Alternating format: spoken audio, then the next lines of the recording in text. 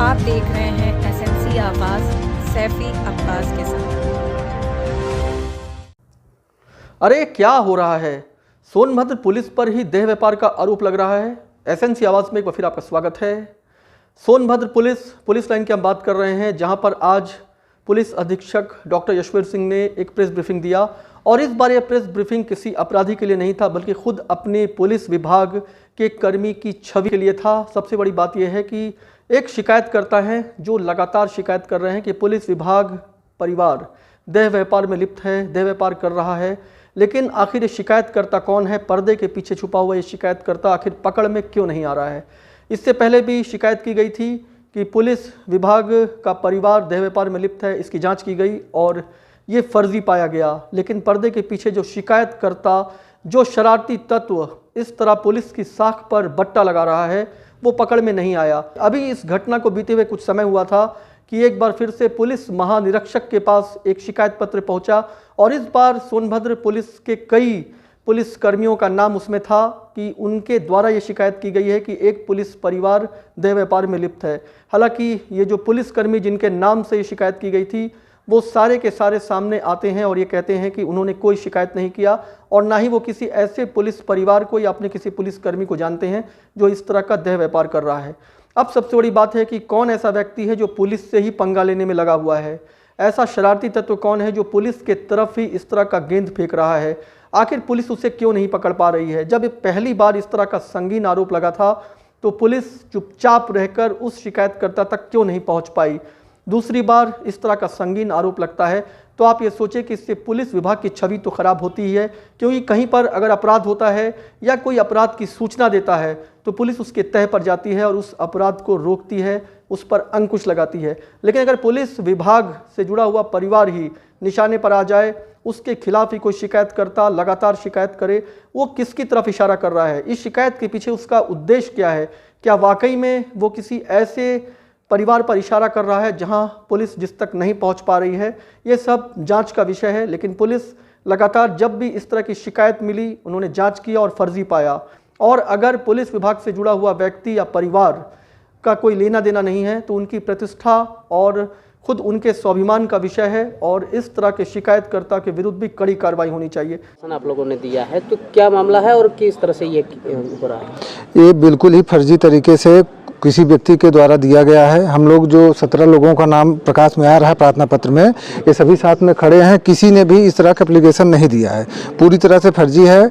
और जिसने भी ये फर्जी प्रार्थना पत्र दिया है उसके खिलाफ कार्रवाई करने के लिए लिखित में हम सभी ने श्रीमान पुलिस अधीक्षक महोदय को प्रार्थना पत्र दे दिए हैं कि अगर जो भी व्यक्ति इस तरह से फर्जी प्रार्थना पत्र दे रहा है उसके खिलाफ कानूनी कार्रवाई होनी चाहिए। उसके खिलाफ बदनाम करने के लिए साजिश की जा रही है, तो क्या हो सकता है मामला? क्यों इस तरह का? अब इस तरह की कोई हम लोगों के पास जानकारी नहीं है। क्यों एप्लीकेशन दिया जा रहा है, उसके पीछे क्या कारण है, उसके बारे में कोई जानकारी नहीं है। ना ही हम लोगों ने कोई इस तरह का प्रार्थना पत्र दिया है। पहली बार ऐसा हुआ है या इसके पूर्व भी? इससे पहले भी सुनने में आया था कि इस तरह का प्रार्थना पत्र दिया गया था, तो श्रीमान प्रसार निरीक्षक महोदय द्वारा उसका जांच किया गया, पूरी तरह से फर्जी था, उसको गलत कर दिया गया। तो ये एप्लीकेशन किसने दिया है, आप लोग जानकारी है कुछ? नहीं, कुछ भी जानकारी नहीं उसके बारे में। केवल हम लोगों का नाम फर्जी तरीके से उसमें डाल के फर्जी तरीके से केवल प्रेषित किया गया है और ये पूरी तरह से बेबुनियाद और गलत है। और जिसने भी ये प्रार्थना पत्र एप्लीकेशन दिया है उसके खिलाफ कार्रवाई करने के लिए हम सभी मिलकर श्रीमान पुलिस अधीक्षक महोदय को प्रार्थना पत्र दे चुके हैं कि उसके खिलाफ कठिन से कठिन कार्रवाई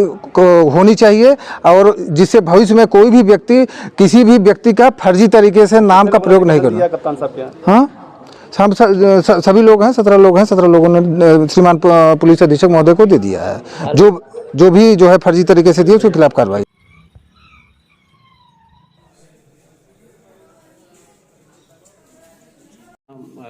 मामला प्रकाश में आ रहा है, तो क्या है मामला सर? देखिए, एक पत्र वायरल हुआ है एक अखबार के माध्यम से और कुछ मीडिया में भी दिखाया गया है, जिसमें पुलिस महानिदेशक महोदय को कुछ पुलिस के कर्मचारी जो जनपद सोनभद्र में तैनात हैं उनके द्वारा जो है शिकायत किया गया है कि जनपद में ही तैनात एक सिपाही और उसके परिवार के द्वारा पुलिस लाइन में अवैध कृत्य और देह व्यापार को अंजाम दिया जा रहा है। जो उसमें शिकायतकर्ता दर्शाए गए हैं वो सभी मेरे साथ में मेरे पीछे खड़े हैं और इनके द्वारा बताया गया है कि इनके द्वारा कोई भी इस तरीके का प्रार्थना पत्र न दिया गया है और ना ही इन्हें इस तरीके के किसी भी पुलिस लाइन में चल रहे किसी काम की जानकारी है। ऐसा कोई भी कृत्य पुलिस लाइन में नहीं होता है, इनके द्वारा बताया जा रहा है। 21/10 को इसमें पहले भी जांच हो चुकी है एक बार पूरे प्रकरण में, तब अज्ञात व्यक्ति के द्वारा इस तरीके का प्रार्थना पत्र दिया गया था, जिसमें आरआई द्वारा, प्रतिशा निरीक्षक द्वारा जांच करके पूरे तथ्यों को वेरीफाई करके जांच रिपोर्ट सबमिट की गई थी, जिसमें इन सभी तथ्यों का खंडन किया गया था कि देह व्यापार वाला ऐसा कोई भी मामला पुलिस लाइन में संचालित नहीं हो रहा है। लेकिन बार बार इस तरीके का प्रार्थना पत्र कुछ लोगों के द्वारा दिया जा रहा है, और इस बार जो प्रार्थना पत्र दिया गया है वो पुलिस के कर्मचारियों के नाम से ही दिया गया है, और वो कर्मचारी सब मेरे पीछे खड़े हैं। इनके द्वारा बताया गया है कि हमने कोई प्रार्थना पत्र नहीं दिया है, हमारा प्रतिरूपण करके किसी व्यक्ति ने हमारे फर्जी हस्ताक्षर करके और हमारा नाम लिख के वो प्रार्थना पत्र दिया है। इन लोगों के द्वारा भी ऐसे अज्ञात व्यक्ति के खिलाफ मुकदमा दर्ज करने के लिए मुझे एक प्रार्थना पत्र दिया गया है, और इन लोगों का कहना है कि जिसने भी इनके नाम से इनके हस्ताक्षर का दुरुपयोग करके, प्रतिरूपण करके इस तरीके का पुलिस की छवि को खराब करने का जो पत्र वायरल किया है, उनके ऊपर वैधानिक कार्रवाई की जाए। ठीक है सर।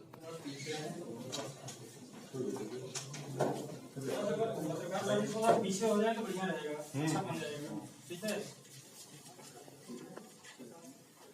अब सबसे बड़ी बात यह है कि सिर्फ फर्जी बोलकर चुपचाप रहने से बेहतर है कि ये जांच करने की ज़रूरत है, ये पता लगाने की ज़रूरत है कि आखिर पर्दे के पीछे वो शरारती तत्व कौन है जो लगातार सोनभद्र पुलिस को निशाने पे ले रहा है। ये सब जांच का विषय है। शायद इस बार जांच से ये पता चल जाए कि वो शरारती तत्व कौन है जो इस तरीके से गेंद पुलिस की तरफ उछाल रहा है।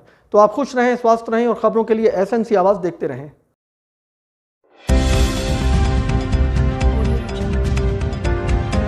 आप देख रहे हैं SNC आवाज़ सैफी अब्बास के साथ।